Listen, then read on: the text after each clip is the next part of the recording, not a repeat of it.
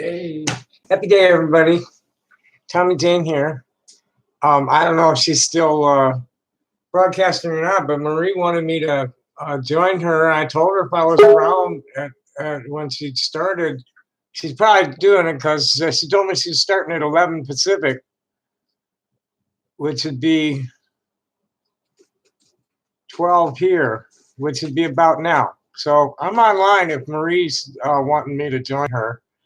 Um, I'm basically I'm getting my studio organized today. I'm getting my stuff just arranged so I can roll around to it and work here to finish stone and put stone there ready to go out the door or be shit, be on display.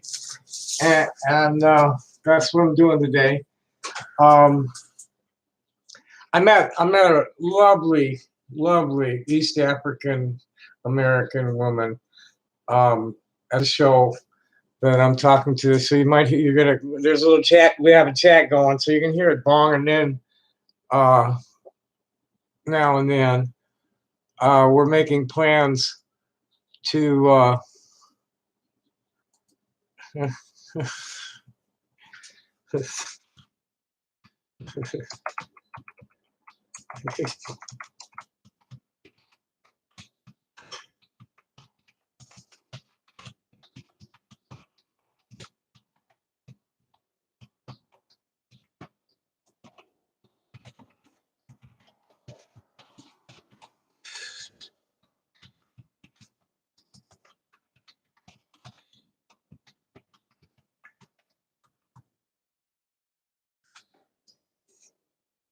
Yeah, it's cool. We're right now talking about we're gonna meet tomorrow downtown in Stone and Pennington. I'll stream that for sure. She sells shungite for EMF protection, water purification. And I'm pushing let's get a little nippy.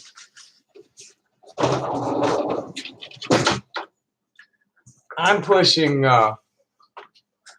rutile quartz this year. People need help with their powers of discernment. This MAGA shit and the reaction to it, the Antifa versus the MAGA stuff is just out of hand. And it's what the elite want. They want us at each other's throats.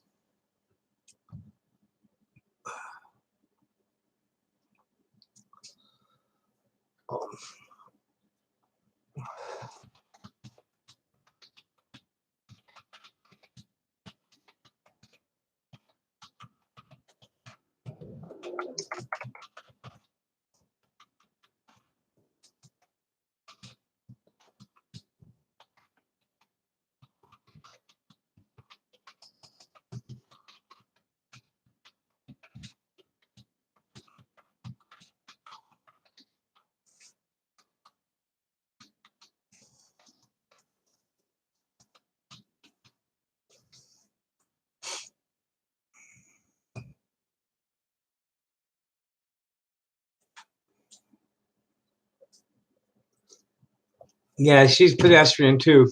Her boyfriend has a van, but he's got a lot on his plate, was what she said. Good morning, Hugh. Welcome. I've never seen you here before. The conversation this morning, the background conversation, when I get up from here and start working, I probably should get it going after, see who's here, see what's on people's minds. Our conversation this morning is about a lecture being given that was given a 20. It was well, shit. Did I close it? Yeah, it looks like it. Looks like I closed it. Shit. Let me get it back. It's a lecture by Miko Pellet on hello. Let's get the title. Miko Pellet, freedom and justice: the keys to peace in Palestine, Israel. Is the topic here this morning. I know Lance is a fellow. He's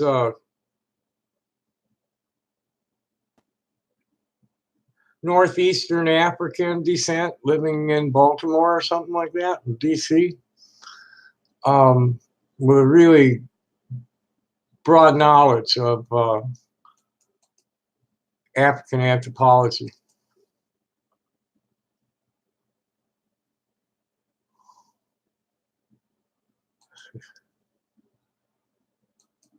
Lots of factors.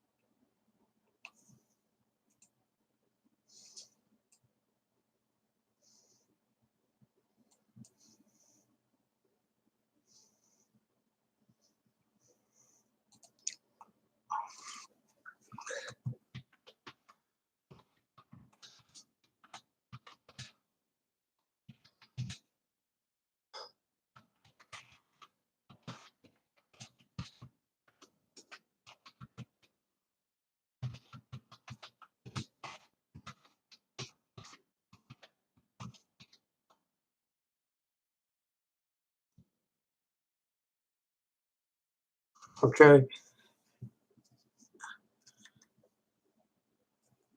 I've got one engaged.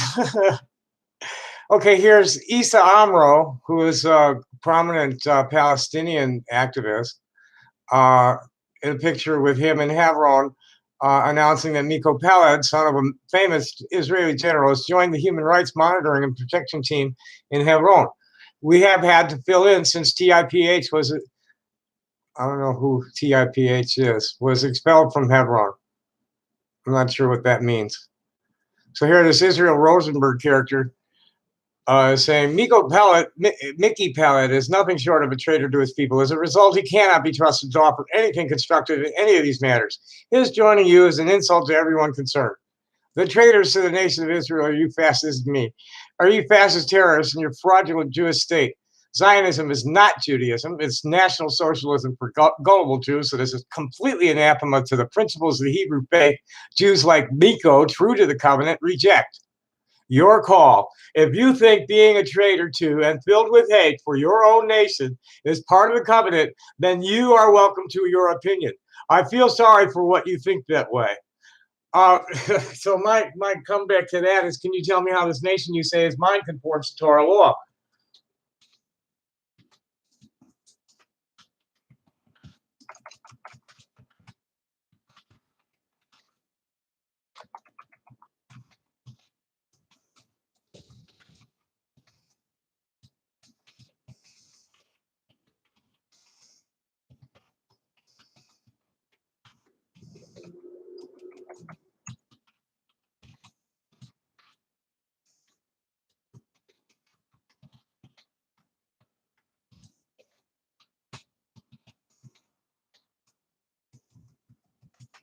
That's right there. Here's what we're going. And the assholes are all over. All are trying to shame me for the faces I make when I type. That's ridiculous.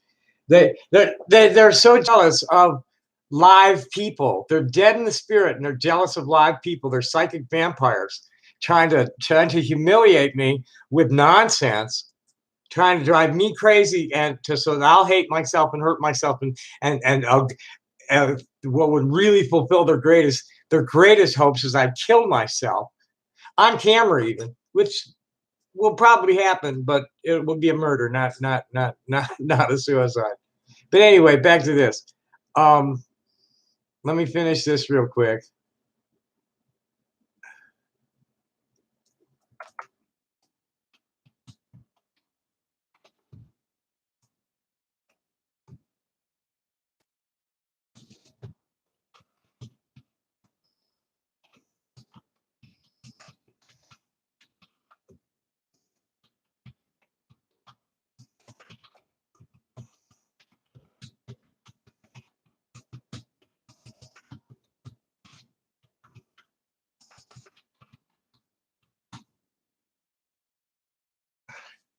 So here's the comeback for that. Can you tell me how this nation you say is mine conforms to Torah law?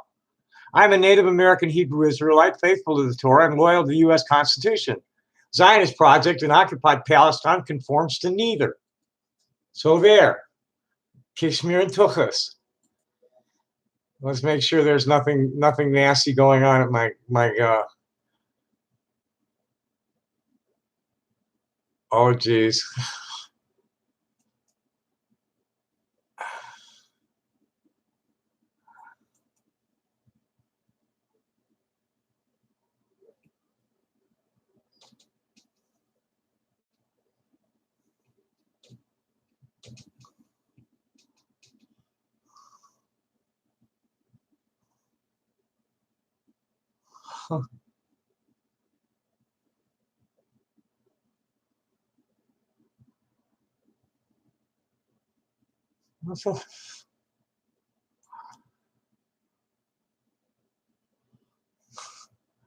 There's someone calling. Yeah, I ran a page. I ran a thread about gourmet ramen noodles.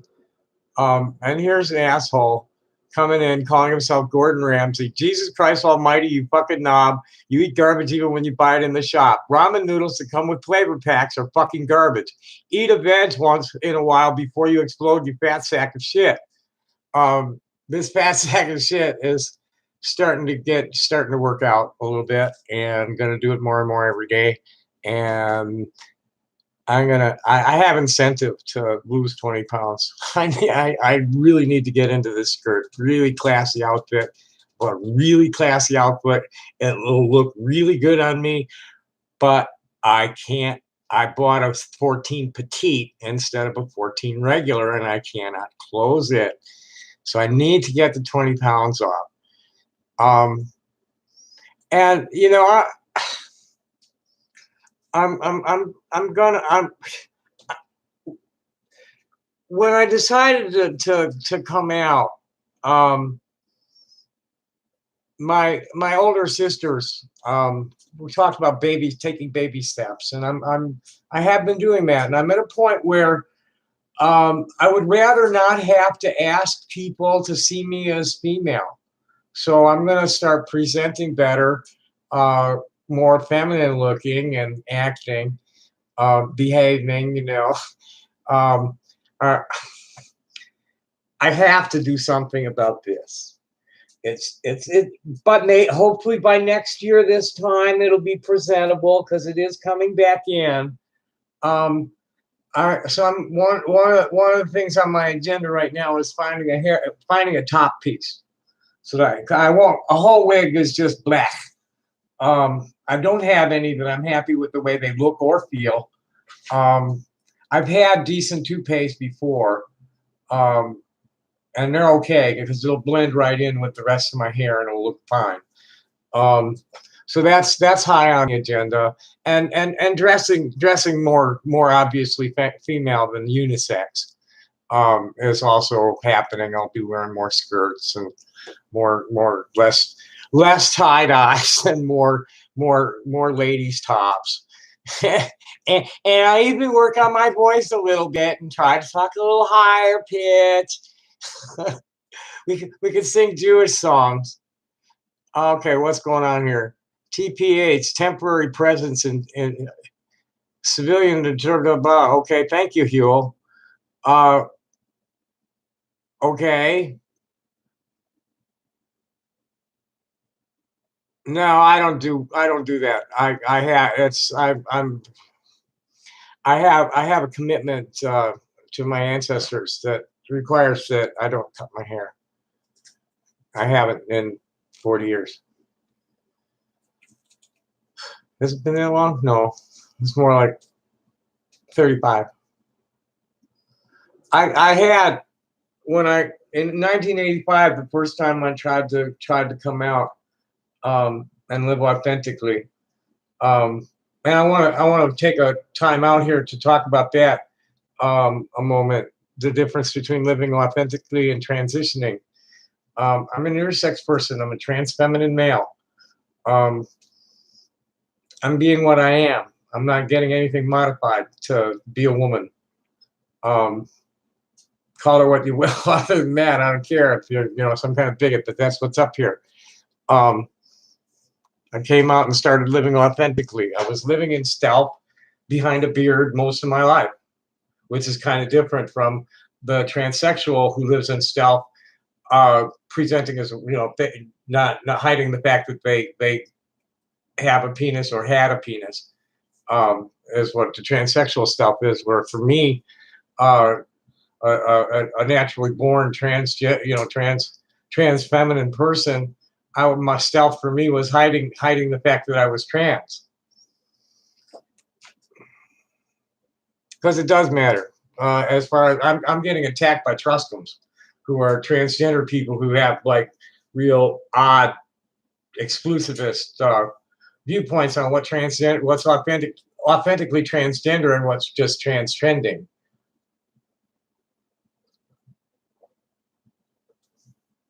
But with the wig, the whole wig it's just too hot here in this town, and a really righteous wig is expensive. But anyway, I don't really want to be talking about that too much.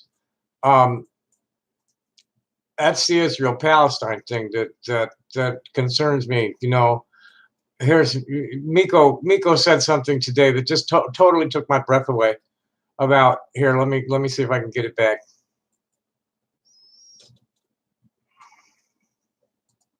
Yep, I can. Just listen to this.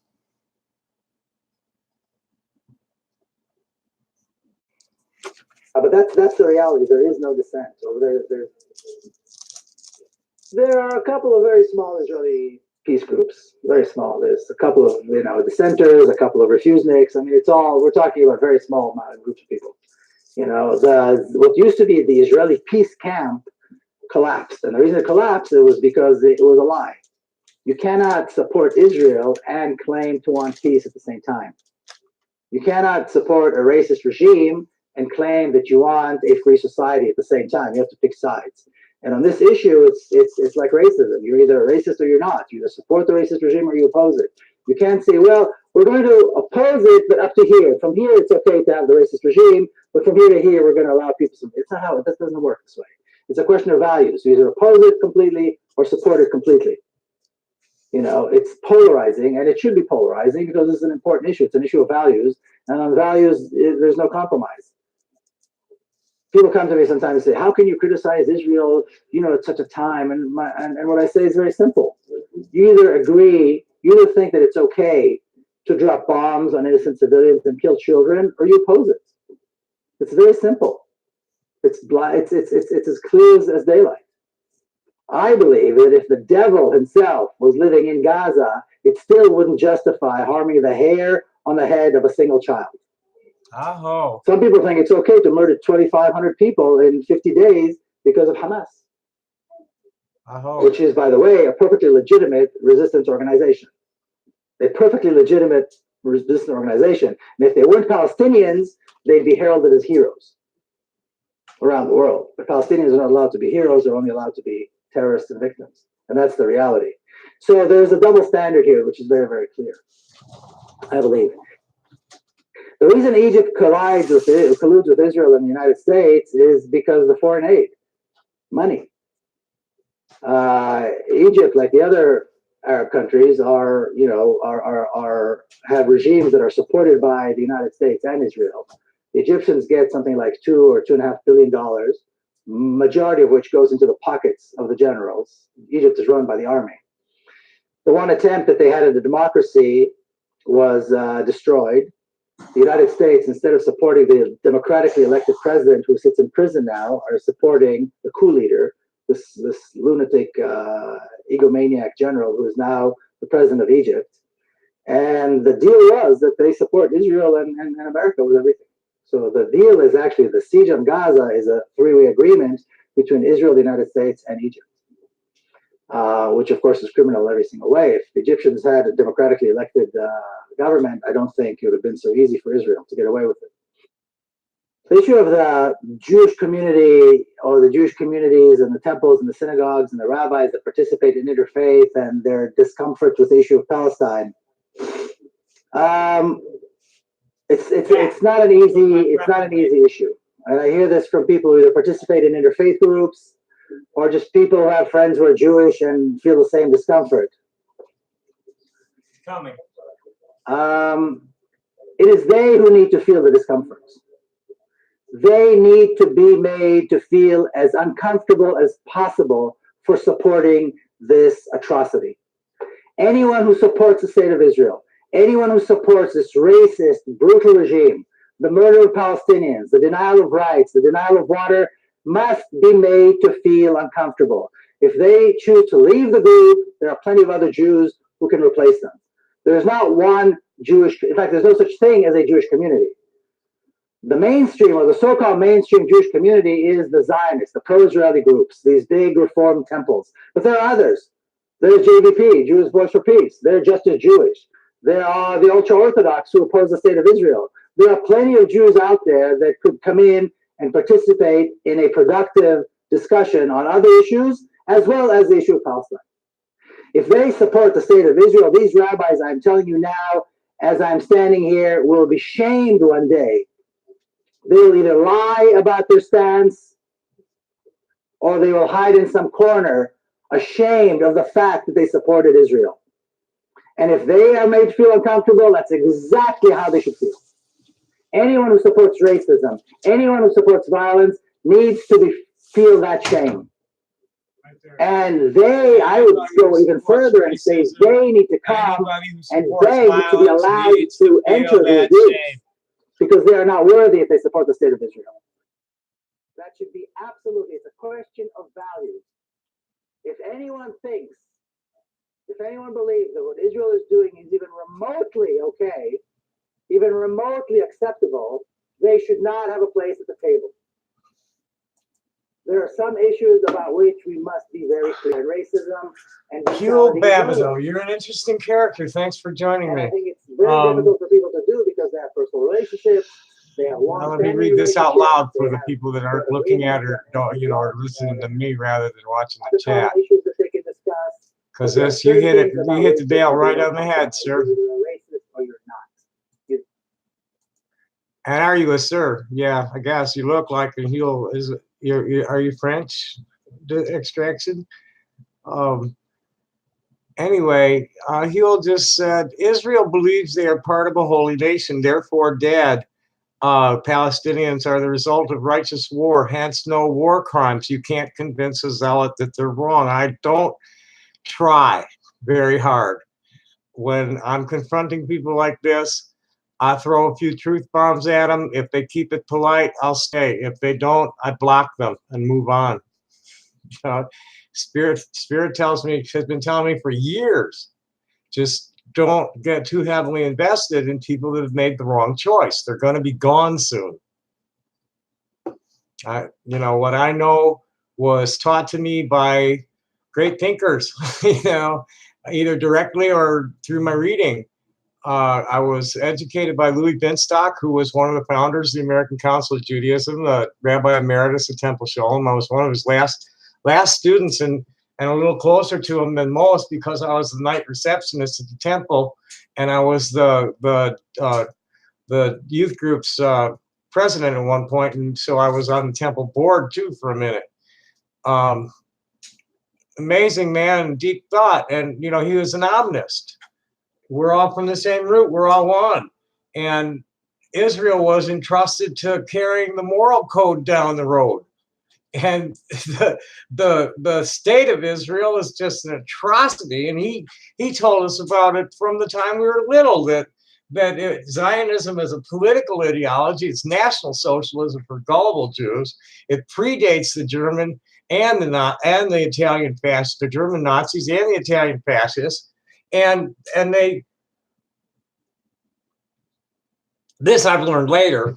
I've been deeply immersed in it in the archives.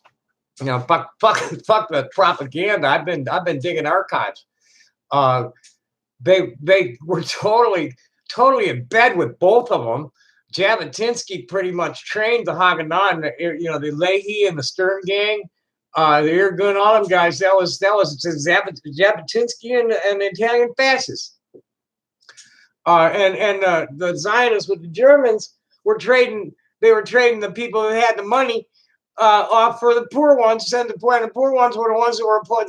The Orthodox were the ones that were opposed to the transfer agreement and Castor's deal with the Hungarians. It was all about saving the wealthy Jews and trashing the Haredi opposition. While everybody's getting murdered, that's the manufactured consent among the less observant. It's a total fraud. It is a complete fraud. The worst atrocity that's ever been committed on the planet. Not only did they kill off all those Jews, but they saw to it that, like, gender nonconforming people, gypsies, transient people, the Jews were behind the slaughter of the Eastern Orthodox. The purges under Stalin were carried out by the Zionists. The U.S. government was created by the same people. The Rothschilds and the Morgans, their footprints all over everything, all the way back to at least Columbus. Also, the de Medicis and the Borgias. No, it didn't. It didn't. It was. There's always, it was an agrarian population. Agriculture was born in Palestine. And the coastal plain has always been under cultivation. A lot of the olive trees have been there for 2,000 years or more. No, that's not it at all. Maybe the intention to keep civilization down there was there and leave it agrarian, but no, it's always been populated and it's always been cultivated. Nablus, there's a candle company in Nablus that's over 1,000 years old. No, I can't agree with that.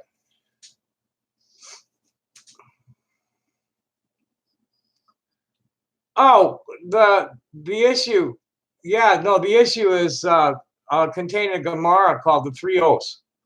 Let me get that up for you, because I've looked at that one too, because that's what is happening when you argue this with the Israelis is that I don't see anything in the Torah specifically forbidding the creation of a Jewish state. And what forbid, it's a prohibition that comes from a Gemara from later. The Torah itself just forbids the behavior. Just what they're doing there is forbidden in the Torah, but actually going there and creating a Jewish state is not clearly forbidden.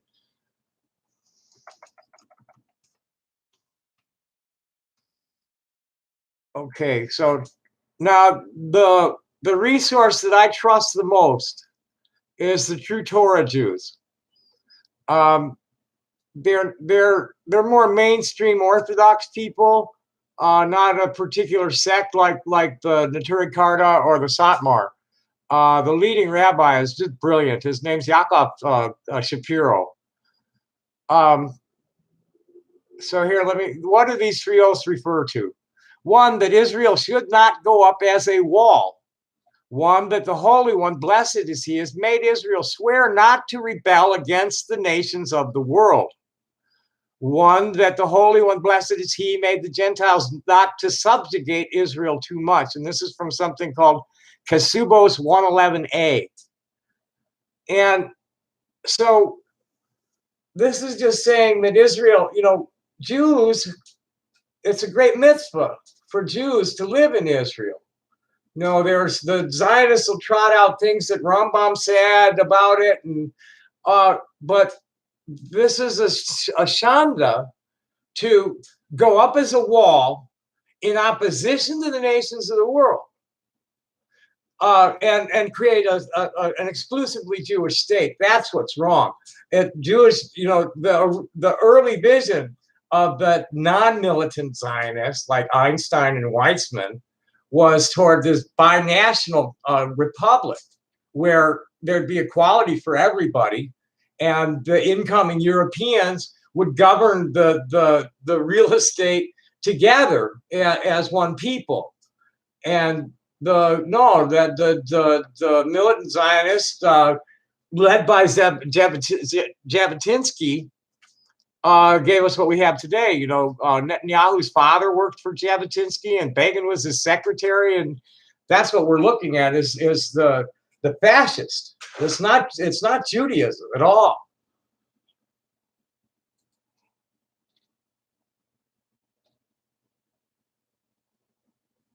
Yeah, that's it. That's how I was raised. That we were told that we were chosen to be a light to the Gentiles by our righteous acts.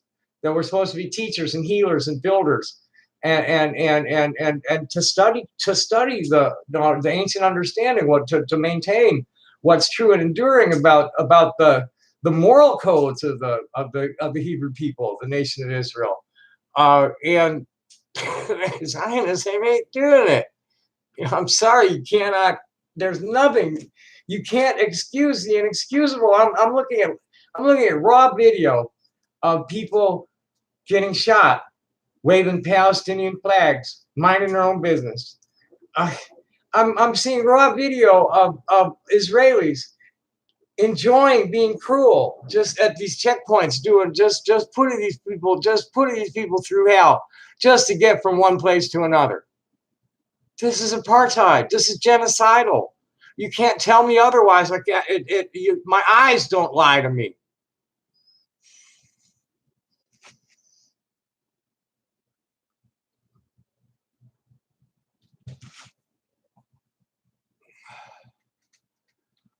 That's God's hand. That's the hand of the Lord telling you that it's wrong. That's him saying, not in my name. Let's see what else is going on. Oh, I got a response from somebody.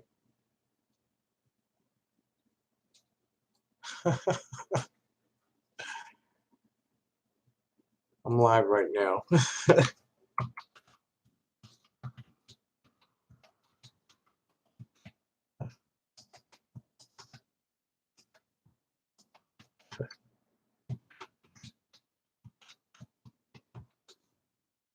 um, let's get my stream up somewhere else so I can pass the link easily.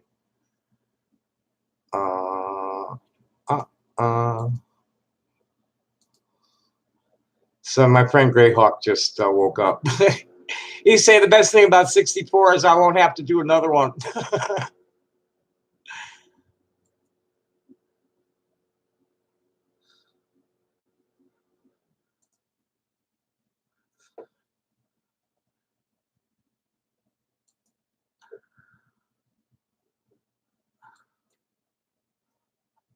Oh, let's.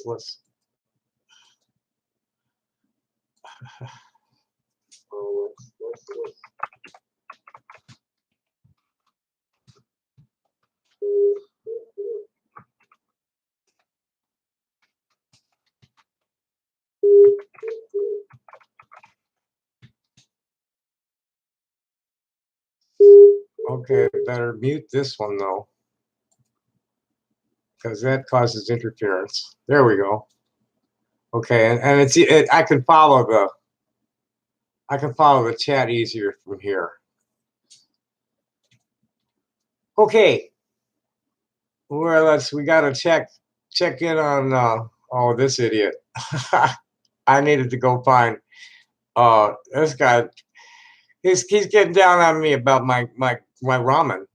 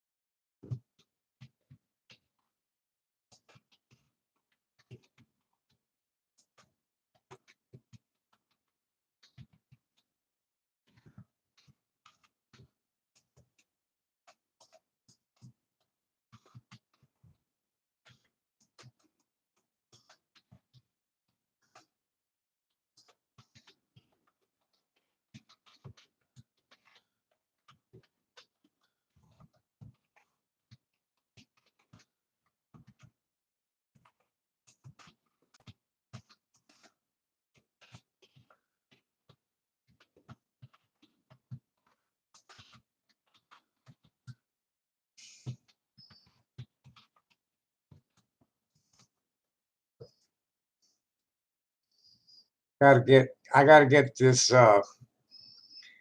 He come in calling himself Gordon Ramsay.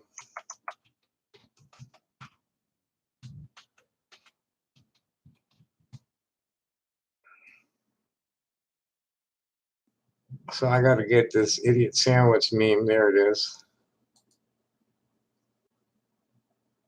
Oh, it's actually a 6-second video. What are you?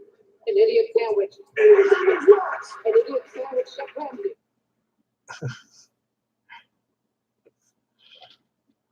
Oh boy, coming up next is top 10 Gordon Ramsay outbursts. That was one of the last shows I watched on TV. I enjoyed him because he was such a mean fuck. Because he was entertaining. He was so harsh on the people working. Like the all-in breakfast platter for only $6.99. Village Inn, welcome back.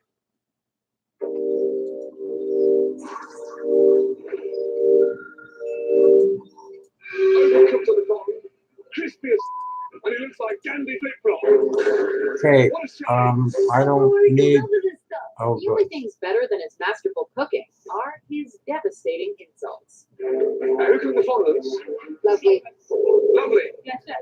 Wish they're not. Come here. Welcome to WatchMojo.com, and today we're counting down our picks for the top 10 Gordon Ramsay outbursts. Service. Would you mind taking your breath off my hot plate? Yeah, look at that. How can I serve food with those fucking things there?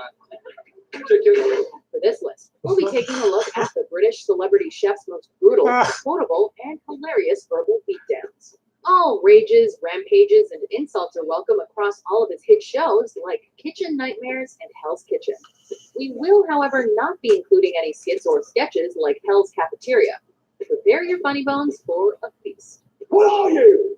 An idiot sandwich. Idiot sandwich what? An idiot sandwich, Chef Ramsay. Number 10, Sue Me, Hell's Kitchen.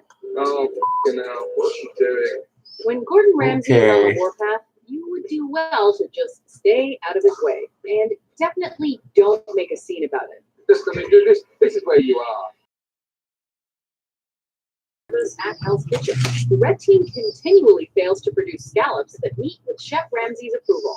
I don't know what it is with you, but you've given up. And it fucking shows. Let's see what After else. tossing them away in anger, one ricochets See how much, is the contestant, who responds by acting Jesus. like he was just shot with a bullet. Fucking right, is dead. Does Ramsay care? You be the judge. Sue me.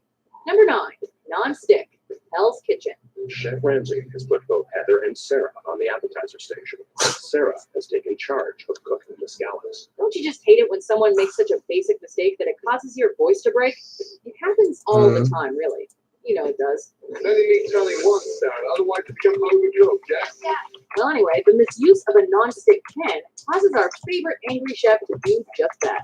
Oh, come on. In fact, he looks so blown away by the stupidity of the situation that it's possible he may have actually lost his mind for a second. If you saute scallops in a non-stick pan, they won't stick. That's why it's called non-stick. Warning to all future culinary hopefuls. Remember the basics if you're working under Gordon Ramsay. I don't know what non-stick means in Texas, sweetheart, but me. Number 8, No Trust, Kitchen Nightmares. What is going on here? What's that? It takes next level incompetence to contaminate your entire inventory of stored food. And Gordon Ramsay managed to find himself someone with just those qualifications. Disgusted by the conditions at one Mexican restaurant, including a lump of fat masquerading as ground beef, What's that? That was ground beef. Ground beef? How's it that, you idiot? and a bucket of cement in a refried beans mask, What's that? Cement. Oh, how? It's like a cement mixer. Chef Ramsay goes full-on ballistic. Are you stupid? Not content with just calling out the lazy restaurateur in front of his staff, You're overstaffed, underworked, shit food. I wouldn't trust you running a bar, let alone a f***ing restaurant. Ramsay also plays a gross-out round of show and tell with the establishment's hapless diners. Ladies and gentlemen, I'm so sorry. I was stopping service. Number 7, a bison's penis, Hell's Kitchen. Salmon, lamb, please. If there's one thing we love about Gordon Ramsay, and let's face it, he doesn't give us too much to work with when it comes to these shows, You're fine, man.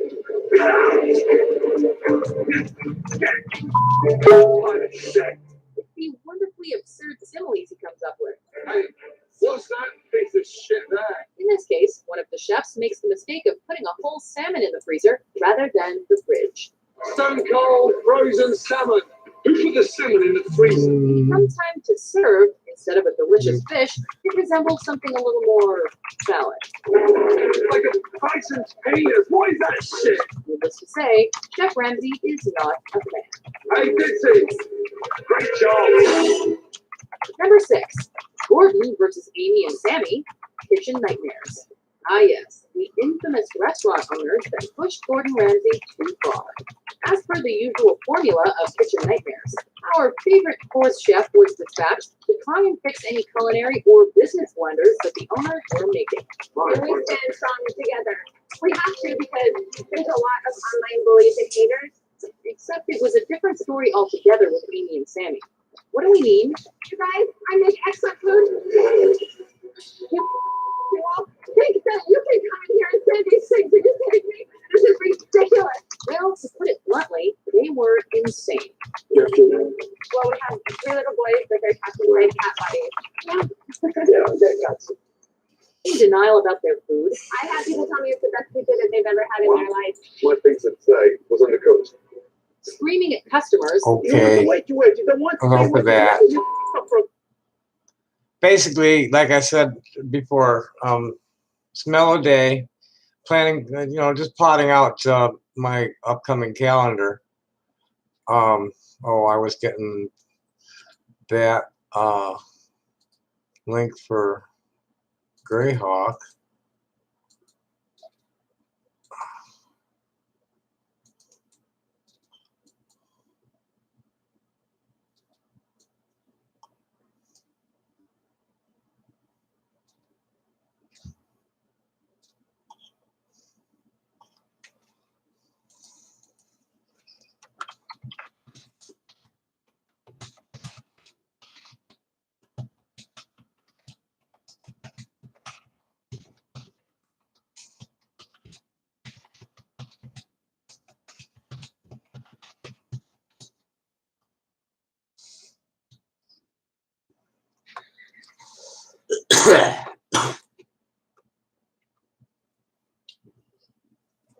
I'm probably gonna shut this down for a little while and go take a walk.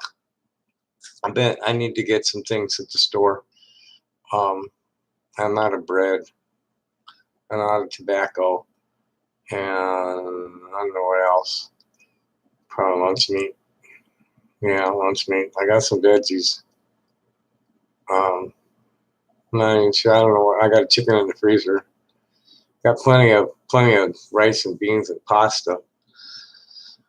I know what I can munch on right now.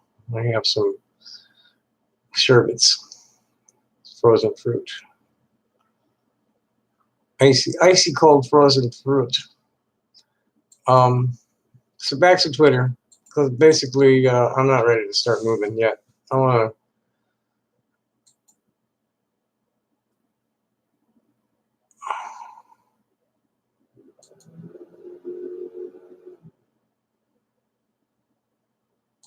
Not exactly.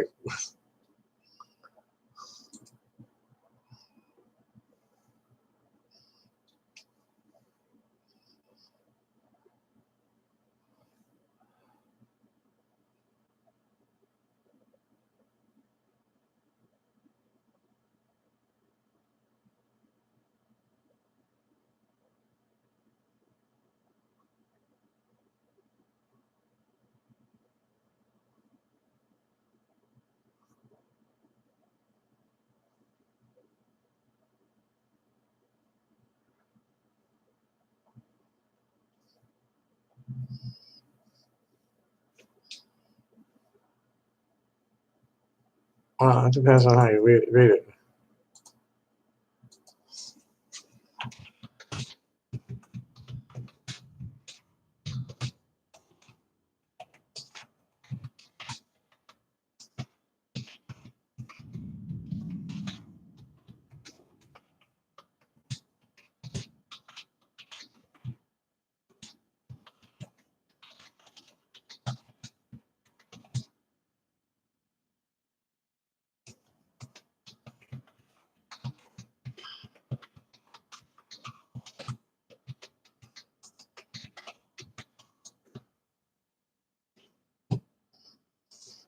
Um,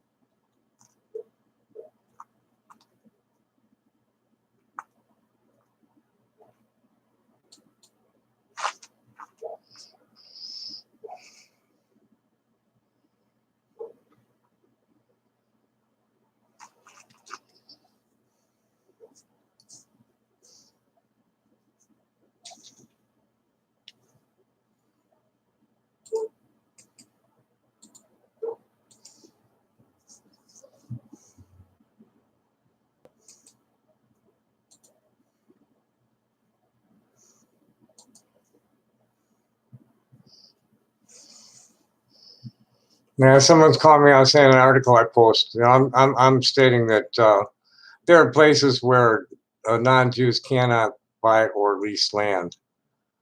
You know, these people are trying to say there's equality when the body of law is riddled with discriminatory law, and a nation state law is nothing but supremacist. When I posted something that told, you know, it's trying to say everybody can, but if you read between the lines, you see how everybody can't sometimes, is what that article was. And she's trying to say, it just proves your point. So my response to her was, that depends on how you read it and how well you understand how nuances in language leverage discriminatory practice. And gave her another link. This is a fun thread. Here's it's been going on for over a year. And we have a group of about 20 people on the side to discuss things that are too risky to discuss in public, and to coordinate defensive maneuvers against aggressive Zionists.